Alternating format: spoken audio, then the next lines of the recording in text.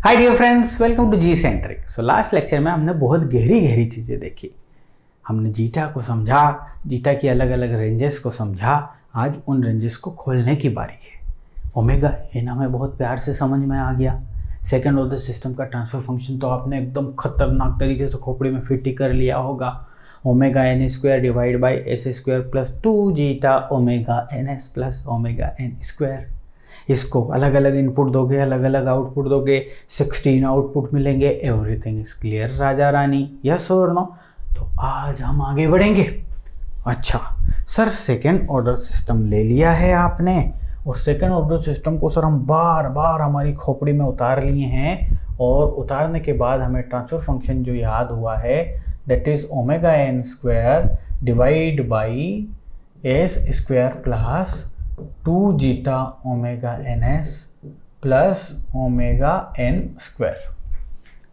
जब भी second order system की बात आएगी, जब भी किसी भी सेकंड ऑर्डर सिस्टम जो भी अवेलेबल है उसे स्टैंडर्ड सेकंड ऑर्डर सिस्टम से, ट्रांसफर फंक्शन से कंपेयर करेंगे, तो कंपेयर किसे करेंगे? कैरेक्टरिस्टिक इक्वेशन को। कांस्टेंट पार्ट से हमें कोई लेने देना नहीं है, कांस्टेंट कुछ भी हो सकता है, बट कैरेक्टरिस्टिक इक्वेशन यानी कि सेकंड ऑर्डर, यही तो दिखता है सेकंड ऑर्डर, इसी से तो जज होता है सिस्टम सेकंड ऑर्डर है, तो हमेशा इससे कंपेयर होगा। ठीक है सर। अब जब हमने इसके रूट फाइंड आउट करने की कोशिश की तो वो हमारे पास minus zeta omega N plus जे omega N 1 minus zeta square आया था, और दूसरा जो पोल आया था वो आया था जीटा ओमेगा एन माइनस जे omega N 1 minus zeta square, ये आया था। ठीक है। अब बहुत ही एक महत्वपूर्ण बात हम यहाँ पे करने जा रहे हैं आपके लिए। देखना जरा, बड़ा सा डायग्राम बनाऊंगा मैं, क्योंकि जरूरत इसकी मेरे को लगेगी। 4 कंडीशन देखी हमने, कौन कौन सी? Zeta equal to 0, zeta in between 0 to 1, zeta exact 1, zeta greater than 1। तो पहली कंडीशन देखो जी, और पहली कंडीशन है कि जीटा जो है वो 0 है। पहली कंडीशन क्या थी? जीटा 0 है। अच्छा ध्यान से देखना, जीटा जब 0 है तो कोई मुझे बताएगा S1 उस टाइम पे क्या है?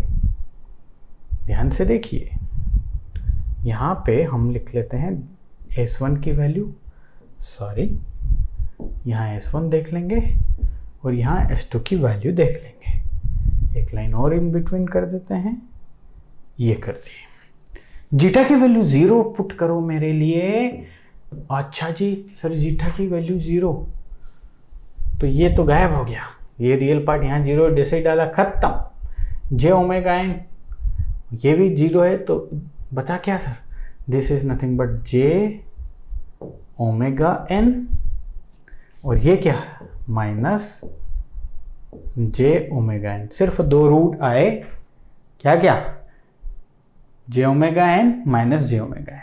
कहाँ होते हैं ये sir? This is nothing but the j omega n. Imaginary है ना, तो इमेजनरी एक्सिस पे, और माइनस वाला कहाँ है?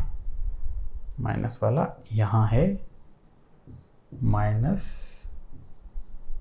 जे ओमेगा एन।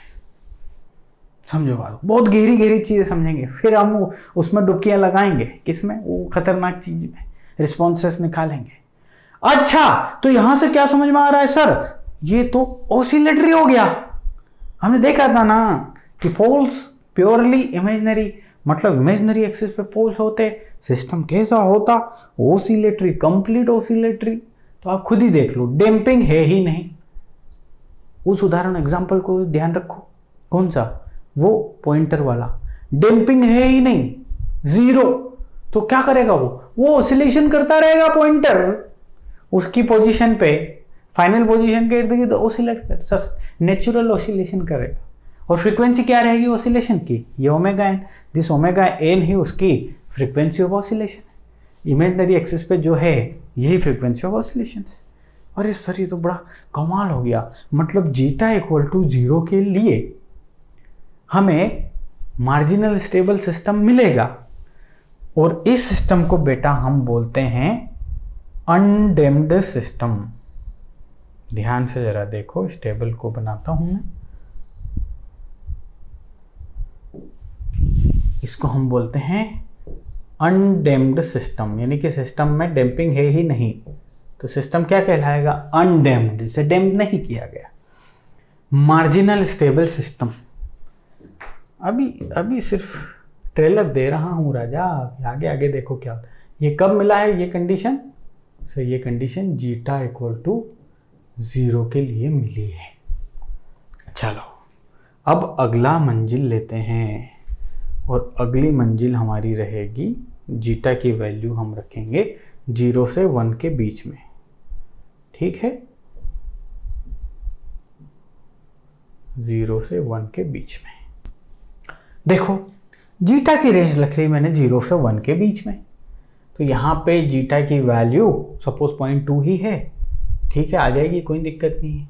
और 1 माइनस दिस, 1 से छोटी ही नंबर है, तो यहाँ पे भी कोई परेशानी नहीं। तो सेम टू सेम कहानी हमें मिल जाएगी। पोल्स जो है zeta omega N plus J omega N under root of 1 minus zeta square मिल जाएगा।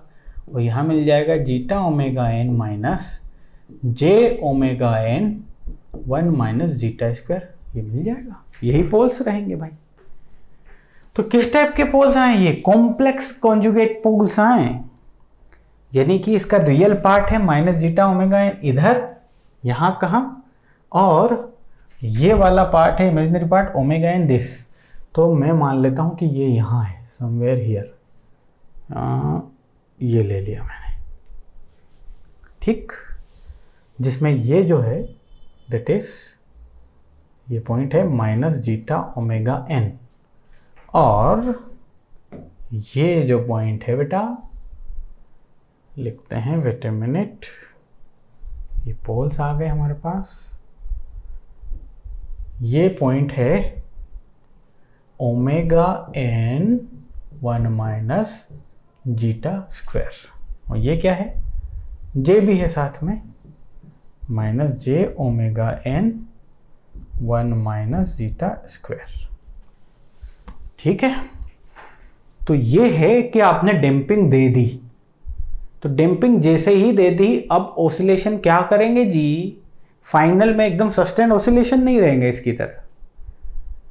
फाइनल स्टेज पे थोड़े ऑसिलेशन होंगे और फाइनली वो सेटल डाउन हो जाएगा। बिकॉज देखो इमेजिनरी पार्ट है ना इसके, इस कॉम्प्लेक्स कॉन्जुगेट क्या शो करता है?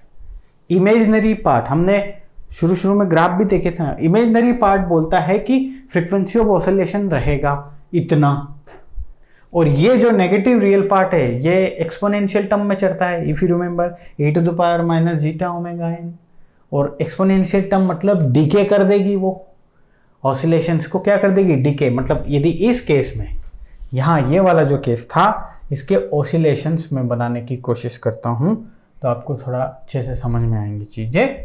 घबराइएगा मत, अभी इन सभी चीज़ों को आगे देखना है हमें। ये नेचुरल ऑसिलेशन है, अनडैम्प्ड ऑसिलेशन है, कंटिन्यूअस ऑसिलेशन बोलेंगे। लेकिन जब इस केस की बात आएगी तो आपने इन ऑसिलेशंस को क्या कर दिया? डैम्प्ड कर दिया। मतलब ओवर द टाइम आपके ऑसिलेशन डिके कर जाएंगे बिकॉज ऑफ दिस फैक्टर। और इसकी जो फ्रीक्वेंसी ऑफ ऑसिलेशन रहेगी वो रहेगी ये जो फ्रीक्वेंसी ऑफ ऑसिलेशन है वो किसकी है? इसकी। तो चूंकि ये डैम्प कर दिया तो ये फ्रीक्वेंसी ऑफ ऑसिलेशन को डैम्पिंग फ्रीक्वेंसी भी बोल सकता हूं, और damping frequency is denoted by omega D, और उसे लिख लिया omega N under root of 1 minus zeta square. सब कुछ समझ में आ रहा है, बहुत अच्छे से समझ में आ रहा है। क्लियर है इतना? ऑलरेडी हम ये वेवफॉर्म्स देख चुके हैं। अच्छा, तो सर जब जीटा 0 था मतलब डैम्पिंग थी नहीं, तो नेचुरल ऑसिलेशन था। जब जीटा इस रेंज में रखा तो रिस्पॉन्स इस टाइप का है। इस टाइप का मतलब वो जो इंस्ट्रूमेंट वो 5 एम्पियर पे जाएगा ना, वो तो अपनी फाइनल वैल्यू के ऊपर नीचे करेगा और फाइनली सेटल डाउन हो जाएगा, क्योंकि आपने उसको डैम्प कर रखा है। लेकिन कितना डैम्पिंग दे रखा है, 0 से 1 के बीच में। इसको हम बोलते हैं अंडर डैम्प सिस्टम। बिल्कुल ऑब्वियस सी बात है, अंडर डैम्प्ड हो रखा है। बात समझ में आ गई। So this condition is for what, which range? ये कंडीशन है जीटा की रेंज 0 से 1 के लिए। सर बहुत बढ़िया, समझ में आ रहा है। हमें जीटा की जे वैल्यू जब 0 रहेगी तो इस टाइप के पोल्स मिलेंगे, हो गया। जब जीटा की वैल्यू इस रेंज में रहेगी तो हमें ये पोल्स मिलेंगे, हो गया। अब जीटा की वैल्यू क्या रखेंगे भाई साहब? सर जीटा की वैल्यू रखने जा रहे हैं 1, ठीक है। So zeta is equal to 1। Zeta is equal to 1 जैसे ही रखोगे, ये पोल्स देखना, ये वाला पार्ट तो डिलीट हो गया। देखो 1 - 1 0, यहां से ये भी डिलीट हो गया। सिर्फ ये बचा माइनस जीटा ओमेगा एन और ये माइनस जीटा ओमेगा एन। अरे वाह, कमाल हो गया। यानी कि 1 के लिए तो दोनों पोल सेम टू सेम आ गए, और same to same pole is nothing but क्या, जीटा ओमेगा एन।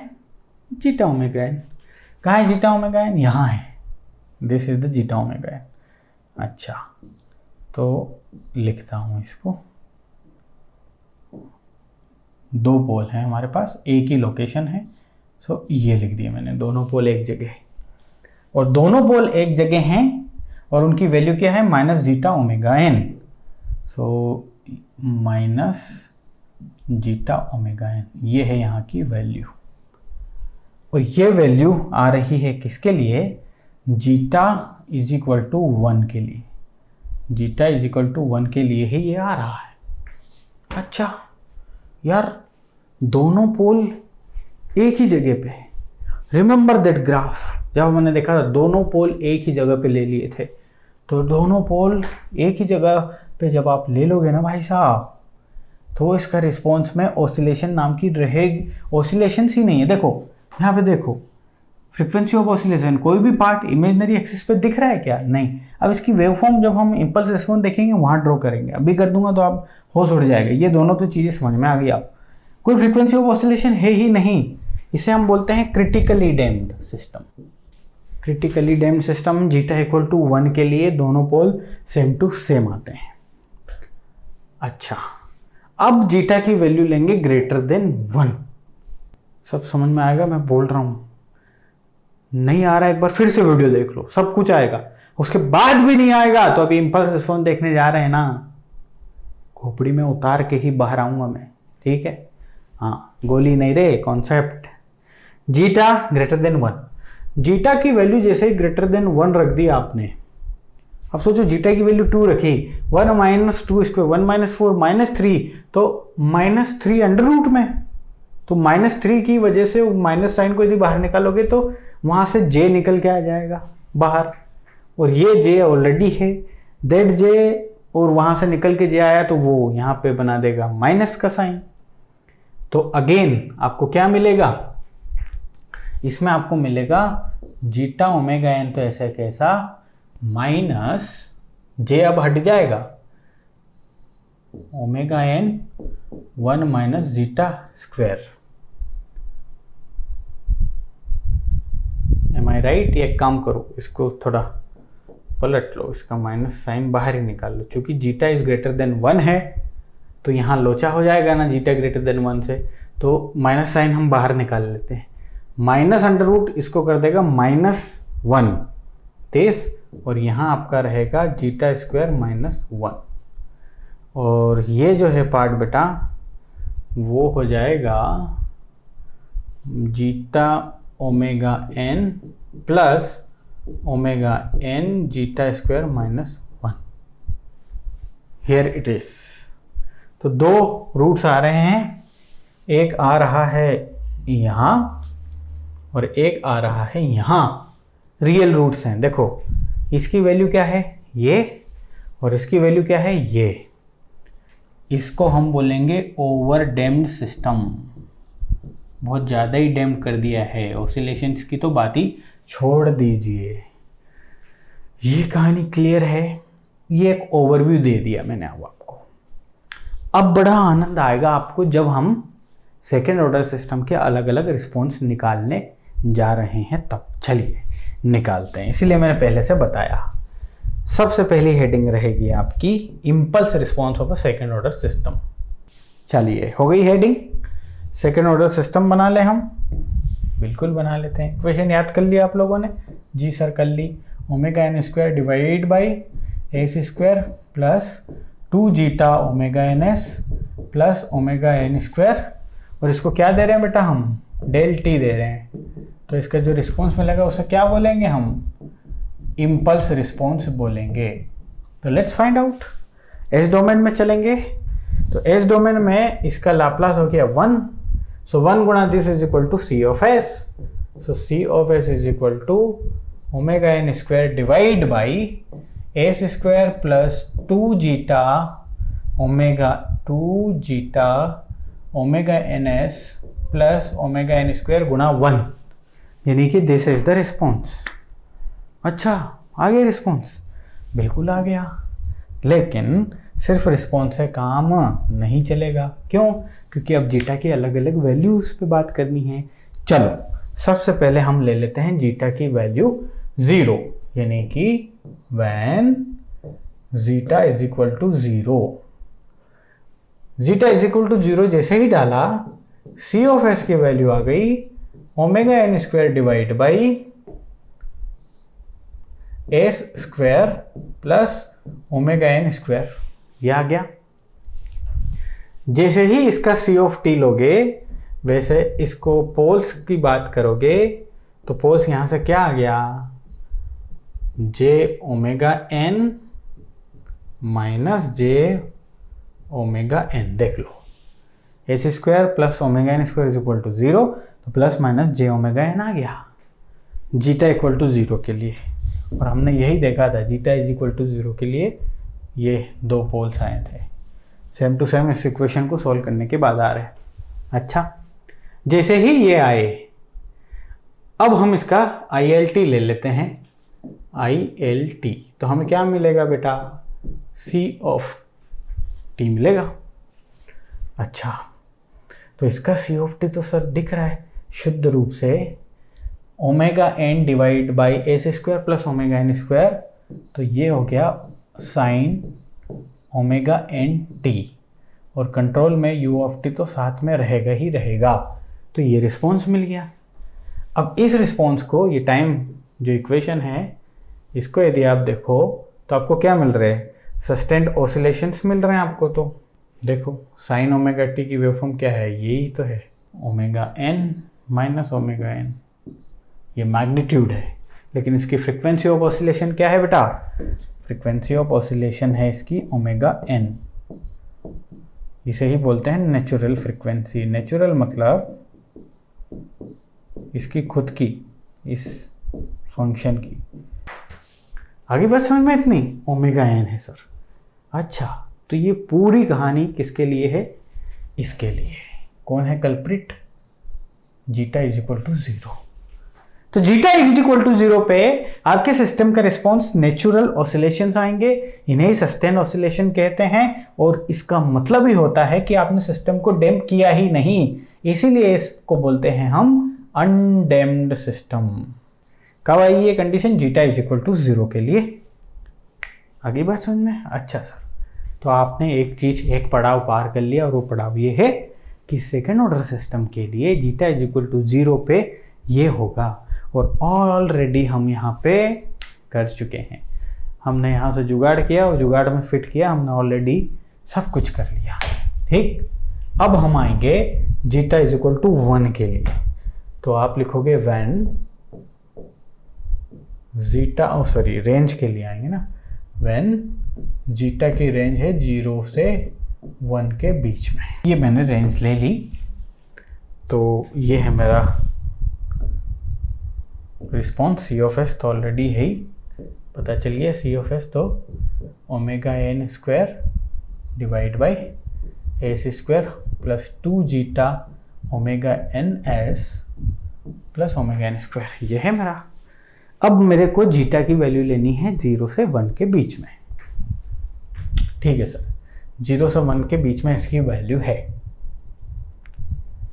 तो रूट्स जब आपने निकाले तो रूट्स क्या है, minus zeta omega N plus जे omega N 1 minus zeta square, और दूसरा रूट जब आया तो वो आया minus zeta omega N minus जे omega N 1 minus zeta square. ये दो रूट्स आए, कोई दिक्कत? और omega D is equal to omega N under root of 1 minus zeta square है। डैम्प्ड फ्रीक्वेंसी ऑफ ऑसिलेशन, ये नेचुरल फ्रीक्वेंसी में इसका मल्टीप्लाई कर दो तो आपको डैम्प्ड फ्रीक्वेंसी ऑफ ऑसिलेशन मिलेगी। नेचुरल फ्रीक्वेंसी ऑफ ऑसिलेशन से ये कम ही रहेगी, ठीक है। तो इसको यदि मैं और प्रॉपर देख लूँ तो मेरे रूट्स क्या क्या आ गए, S1 की वैल्यू आ गई minus zeta omega N plus जे ओमेगा डी, S2 की वैल्यू आ गई minus zeta omega N minus J omega D. Here it is. तो सर इसका सी ऑफ टी जल्दी से फाइंड कीजिए। चलिए करते हैं। सी ऑफ एस जब मैं लिखूंगा तो वो हो जाएगा omega N square divide by roots के फॉर्म में S plus zeta omega N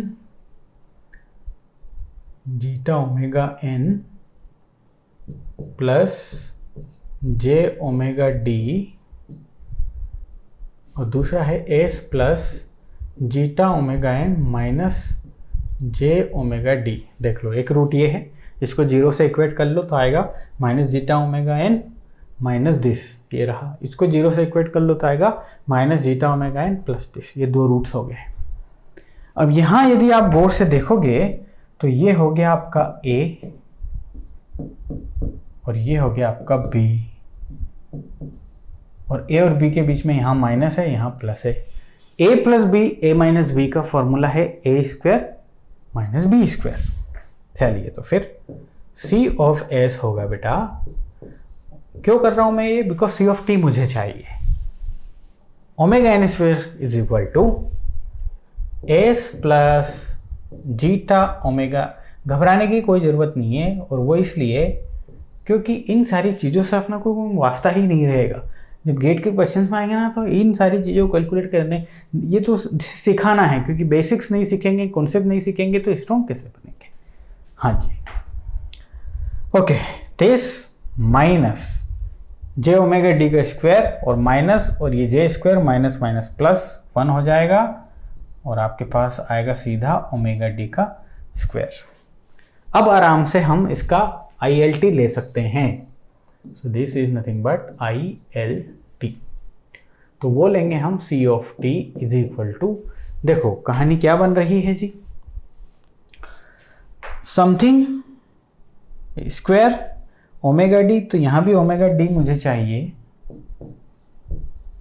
तो डिवीजन भी करना पड़ेगा ओमेगा डी से।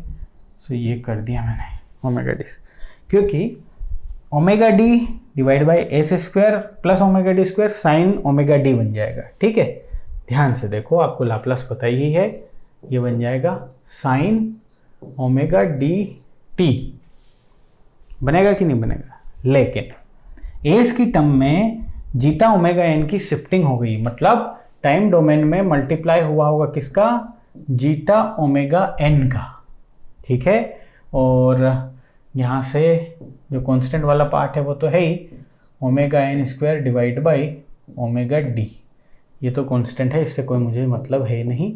वैसे इसकी वैल्यू क्रैक भी करनी हो तो आराम से मैं कर दूंगा, and that is nothing but, ये खुद ओमेगा एन ओमेगा डी की जब वैल्यू यहाँ लिखोगे बेटा तो वो क्या है, omega N divide by 1 minus zeta square. So इससे एक बार ये गया, तो यहाँ जो बच रहा है कांस्टेंट में दिस 1 माइनस जीटा स्क्वायर गुणा E to the power minus zeta omega N गुणा साइन ओमेगा डी टी, और यू ऑफ टी तो हमारे पास हमेशा था है रहेगा, ठीक है, यू ऑफ टी। सो ये ले लिया मैंने ILT, ये बन गया। अब जरा ध्यान से देखो क्या क्या देखने योग्य चीज़ें हैं यहाँ पे। कॉन्स्टेंट से तो कोई लेना देना नहीं है। फ्रीक्वेंसी ऑफ ऑसिलेशन क्या है यहाँ पे, ओमेगा डी, ये फ्रीक्वेंसी ऑफ ऑसिलेशन है और ये चूंकि कहानी डैम हो चुकी है तो डैम्ड फ्रीक्वेंसी है ये। बहुत ही बढ़िया सर, बहुत ही अच्छा। और ये यदि नहीं रहता तो सस्टेन्ड ऑसिलेशन रहते, बट इसने पूरा रायता फैला दिया। वेवफॉर्म जब क्रिएट करेंगे तो ये इस वेवफॉर्म को क्या कर देगा, डाउन डिके कर देगा। अच्छा, अब कौन से e टू द पावर -4 है तो उसकी वेवफॉर्म अलग, e टू द पावर -5 की अलग, e to the power minus, यानी कि ये जो फैक्टर है ये डिसाइड करेगा कि डिके कौन सी स्पीड से होना। और यहां पे इस बात करूं यदि इसके वर्डिंग्स में तो ये डिसाइड करेगा कि डैम्पिंग कितनी होना, कौन ये कितनी डैम्पिंग होना, कितनी आसानी से इसके जो ऑसिलेशन है उन्हें रिड्यूस कर देना, कितनी जल्दी कर देना, तो ई की पावर ही डिसाइड करेगी। तो ई की पावर में जो बेटा टर्म है ना, that is zeta omega n, ये डैम्पिंग डिसाइड करेगा कितनी डैम्पिंग होगी। इस फैक्टर को बोलते हैं डैम्पिंग फैक्टर। कभी लोग कंफ्यूज हो जाते हैं, जीटा को डैम्पिंग फैक्टर बोल देते हैं, नहीं, ये है डैम्पिंग फैक्टर जो डिसाइड करेगा कि इसका डिके कैसा होगा। चलो वेवफॉर्म ड्रॉ करते हैं तो आपको आसानी से चीज़ें ग्रास्प हो जाएंगी। ठीक है, इसकी वेवफॉर्म करते हैं ड्रॉ, इसकी मतलब इसको पूरे को सी ऑफ टी को ड्रॉ करने की कोशिश करते हैं। यहाँ ले लेंगे हम साइन, यहाँ ये एक्सपोनेंशियल टर्म और यहाँ ले लेंगे हम फाइनल। ठीक, साइन ओमेगा डी टी, सबसे पहले साइन ओमेगा टी को करेक्ट कर देता हूं मैं, यानी कि वेवफॉर्म ये जो सबसे पहले बना रहा हूं ये साइन ओमेगा डी टी की है। ये नेचुरल ऑसिलेशन है, कौन है ये, साइन ओमेगा डी टी गुणा यू ऑफ टी तो है। फ्रीक्वेंसी ऑफ ऑसिलेशन क्या है बेटा, ओमेगा टी। दूसरा टर्म है exponential term. Exponential term E to the power, ये एक्सपोनेंशियल टर्म है E to the power minus zeta omega N. E to the power 0 सबसे पहले, यहाँ पे टी भूल गए अपन, दिस इज टी ऑल्सो, है ना। अच्छा जी, सो 0 टी इक्वल 0 पे इसकी वैल्यू 1 है और देन डिके है। यस और नो, नीचे नहीं जाना भाई, कंफ्यूज हो जाओगे आप, भावनाओं को समझोगे नहीं। अब इन दोनों का कर दो मल्टीप्लाई, इन दोनों का मल्टीप्लाई करने से जो वेवफॉर्म बनेगी भाई साहब वो बनेगी कुछ ऐसी। इन दोनों का मल्टीप्लाई कर दो ऐसे। ये सस्टेन्ड ऑसिलेशंस जो थे, नेचुरल ऑसिलेशन थे, बिकॉज ऑफ दिस फैक्टर क्या हो गए, डैम्ड हो गए, और ये क्या बन गया, देश। तो ये रिस्पॉन्स जो है किस टाइप का है, ये अंडर डैम। ये वेवफॉर्म क्या है, अंडर डैम्ड। और ये अंडर डैम कब आई, जब zeta in the range of 0 से 1 हुआ, इस रेंज के लिए ये आई। समझे इतनी बात। और ये वेवफॉर्म हमने वहाँ पे देख ही ली थी जब फाइनल ये डिस्कशन किया था, तो देख लो ये ले आए थे हम। अच्छा, इसकी जो फ्रिक्वेंसी है वो क्या है बेटा, ओमेगा डी है, ये ओमेगा डी। और ओमेगा डी ही क्या है बेटा, दिस 1 माइनस जीटा स्क्वायर। ये बहुत महत्वपूर्ण चीज़ें हैं जो आपको ध्यान रखनी है इसके रिस्पेक्ट में। इसका रियल पार्ट क्या था बेटा, इसकी टाइम इक्वेशन देख लो जरा। सर इसकी टाइम इक्वेशन आई, कहाँ है ये इसके जो रूट्स आए तो ये है real root, complex conjugate roots. किस टाइप के अंडर डैम में किस टाइप के रूट्स आएंगे, कॉम्प्लेक्स कॉन्जुगेट।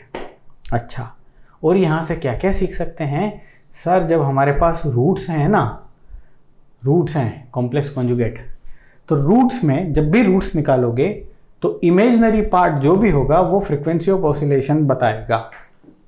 क्या बताएगा, ये फ्रीक्वेंसी ऑफ ऑसिलेशन। और ये है भी सही, ओमेगा डी। ओमेगा डी की वैल्यू है कि नहीं, omega N under root of 1 minus zeta square, yes. और ये जो बताएगा ये डैम्पिंग फैक्टर बताएगा कि किससे डैम्पिंग होनी है। अब चूंकि ये आपके रूट्स जब आप देखेंगे तो इतना रियल नेगेटिव पार्ट है उसमें और इतना इमेजनरी है। तो ज़रा ध्यान से देखना, अभी जो मैं यहाँ बता रहा हूँ उसको देखना, ठीक है। इसके रूट्स कहाँ आएंगे बेटा, यहाँ पे, हियर इट इज, जिसमें ये रियल पार्ट क्या है, minus zeta omega n, imaginary part क्या है, ओमेगा एन दिस। तो जब भी आपके चाहे ये ग्राफ हो आपके पास या रूट्स हो, आप देख के डायरेक्ट बता पाओगे कि इमेजनरी पार्ट ये शोज करता है फ्रीक्वेंसी ऑफ ऑसिलेशन को और ये वाला पार्ट करता है आपके रियल नेगेटिव पार्ट को।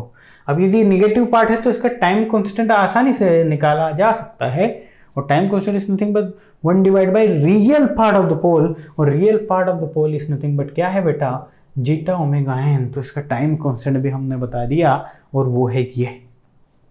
समझ रहे बात को? अच्छा सर, अंडर डैम का सिस्टम का आपने टाइम कांस्टेंट भी निकाल लिया? हाँ, टाइम कांस्टेंट भी निकाल लिया, फ्रीक्वेंसी ऑफ ऑसिलेशन भी निकाल ली, और जीटा की वैल्यू है इन द रेंज ऑफ 0 से 1। कितनी इंफॉर्मेशन मिल गई, बहुत सारी। वेव फॉर्म सब कुछ देख लिया, एकदम क्रिस्टल क्लियर है। अच्छा मान लो इसमें निकालते हैं टाउ, इसका टाउ निकालते टाउ, तो 1 divide by real value of the pole. Real value है क्या, है ही नहीं, 0। So this is nothing but the infinity. Infinity, tau infinity का मतलब ये कि ये जो फंक्शन है, ये जो आउटपुट है, ये कभी भी अपनी फाइनल वैल्यू के 63% में पहुंचेगा ही नहीं, मतलब इनफाइनाइट टाइम में पहुंचेगा। अरे ये यहाँ गया, यहाँ, ये तो कंटिन्यूस ऑसिलेशन है ना, एक सस्टेन टाइम आप बता ही नहीं सकते हो, मल्टीपल टाइम्स है। तो ये कुछ चीज़ें जब डिफाइंड नहीं है तो इनफाइनाइट आ गई। तो अंडर डैम में टाइम कांस्टेंट की वैल्यू इनफाइनाइट है, इसमें इतनी है। अब अगली क्लास में क्रिटिकल डैम को डिस्कशन करेंगे। बाय।